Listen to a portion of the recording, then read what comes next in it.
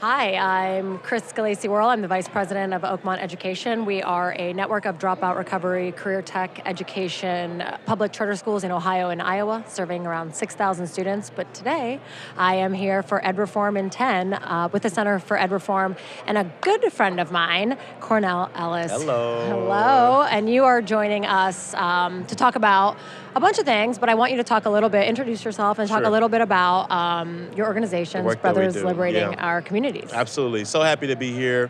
Center for Education Reform here at ASU GSV.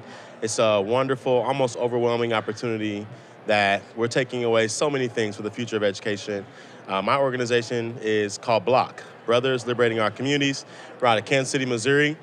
We work to increase representation of black male educators in schools. So we know that less than 2% of teachers in America are black men.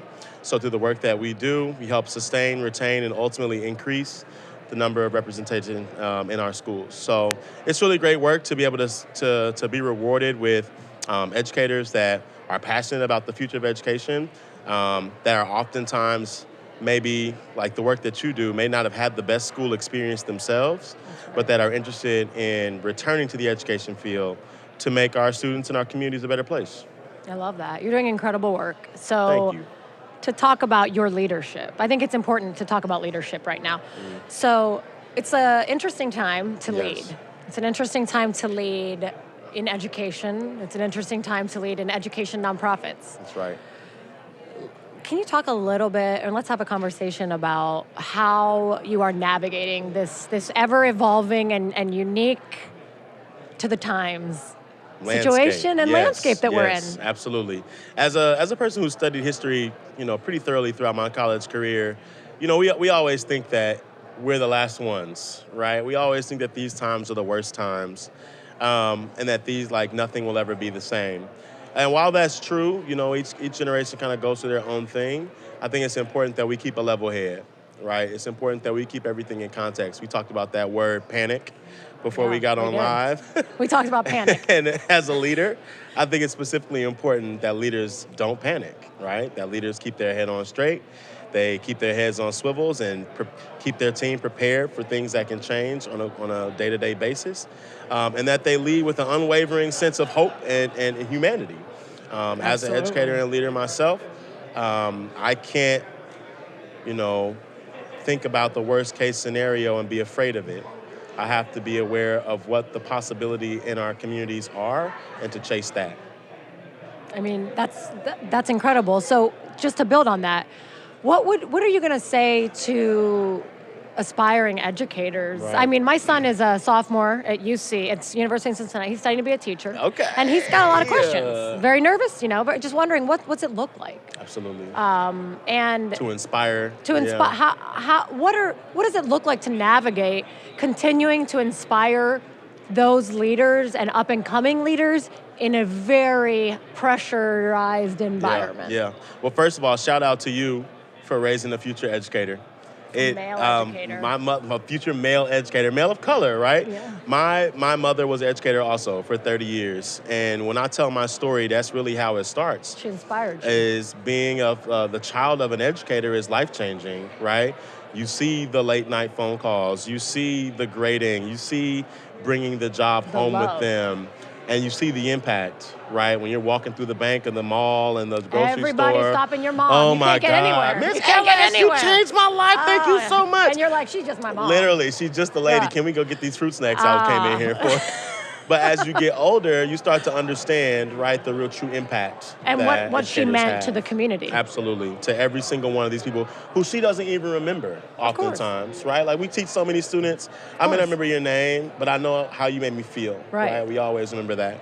So when I talk to students, we work with students as early as third grade, getting them interested in education, being exposed to the field of education.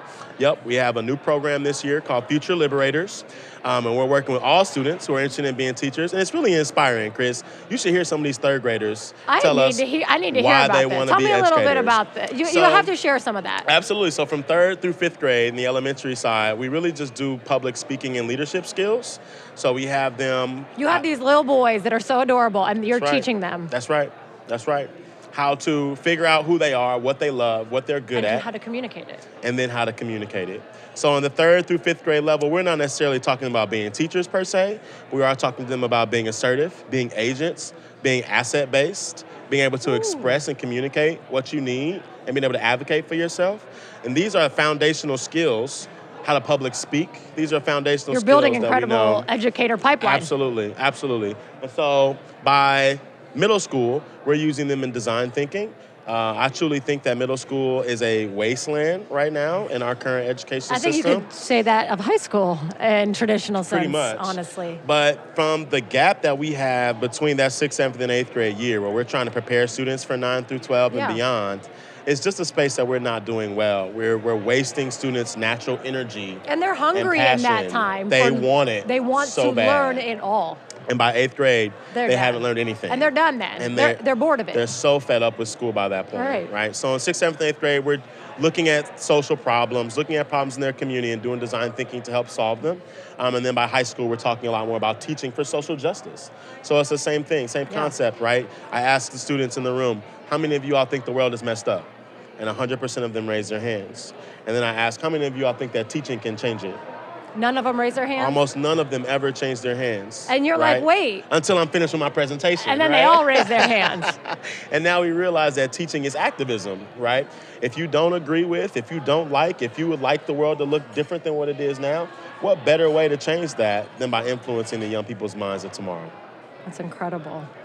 That's incredible. So you have that kind of early preemptive early strike. Exposure, yes. So then what about the educators that you have that are already in schools facing these issues that we're having with funding uncertainty, programmatic uncertainty? How are you navigating that with an eye continually on outcomes for your students and educators you lead? Absolutely, absolutely. Again, back to leadership, right? Keep a level head and keep the main thing. Right? Make routine plays routinely. That's what Mike Tomlin says. So I really appreciate these ideas of like, first of all, it's really basic. Like, let's thank our teachers. Let's be very honest. They don't get paid enough. They don't have compensation packages that are satisfactory. And they don't have the supports they need in a lot of cases. And so what ways can we create things around them that say thank you and that help make their lives a little bit more logical and easier, right? And then the second piece, like you said, we want to make sure they keep getting better. A lot of times people leave their jobs, no matter what industry they're in, because they see a ceiling and they don't see themselves growing or they don't feel they're being poured into. So when BLOC can create unique, specialized professional development for our guys that helps them reach their next goals, they're not just going to work to go to collect a paycheck, right? They feel the change that they're making on a daily basis, and that helps them, there's an intrinsic value that's there, as opposed to the extrinsic one. There's lots of things that are going on outside of us, but we can only control what we can control. And when we make them the best educators they can be and we give them a hug and tell them we love them and that we see them, we appreciate them, those things matter. They do. So I have it's kind of a two-part final question. What is, if you had a call to action? Sure. Out of this tiny little Edreform in 10, a call to action for those watching, what would it be? Yeah, untether yourself some tradition. We have to see education as a different vehicle than the one we've been in. If we can't get out of this current car and find a new one, we will never recover as a country. We have to rethink the school schedule. We have to rethink the time that kids are at school. We have to rethink the way that kids are learning. We have to rethink who's in the building, what the building actually looks like. Do we need a building at all? And when we start building the schools of the future, we need the support of and the vision and the hope of the world behind us, right? What we don't need are people telling us that can't work and we've never done it that way. That's scary. Yeah, change is hard. Absolutely. Change is hard. And so it's important that when we figure out, what are when we know a lot of things that work, let's just stop being so afraid to implement them. and have faith in hope. Keep hope alive. And the thing is, hope is in our students. Right, exactly. Like if we don't pour into them, then yes. we're not going to get where we want to go. 100%. So I want to thank you so much. Thank you. You're a great friend. You're an incredible human, an incredible leader, and I'm really lucky to know you. Chris, it's been a pleasure sitting here chatting with you and getting to know you over the last couple of years. I look forward to all the work we continue to do together. Me too. Thank you so much. Thanks, Thank you. everybody. Thank you.